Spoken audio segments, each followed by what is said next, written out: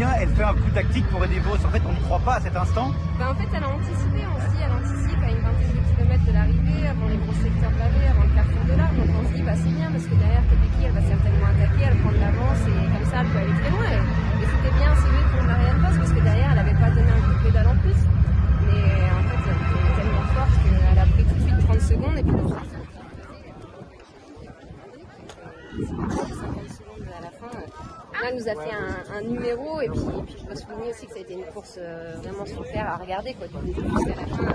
À 20 bornes de l'arrivée, elles sont encore une trentaine à pouvoir disputer la victoire, donc non, c'est super. Est-ce que Madame la directrice du Tour de France Femmes, c'est aussi une bonne nouvelle pour elle, parce que pour le Tour de France, encore mieux. Ah bah ouais, en plus, même dans l'interview, juste derrière, elle le dit, elle dit, moi je suis venue sur Paris-Roubaix, justement pour appréhender un peu mon placement au sein d'un peloton, pour faire les 2 premières étapes du Tour de France Femmes qui sont assez sinueuses en Bretagne. Donc elle vient vraiment avec en tête de performer sur le Tour de France Femmes. Donc ouais, tu parles à une directrice de course qui est très heureuse, très impatiente, parce que ça annonce vraiment des très belles années du cyclisme féminin.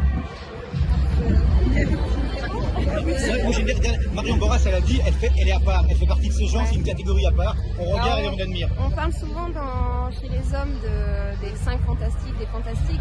Pauline fait partie des fantastiques.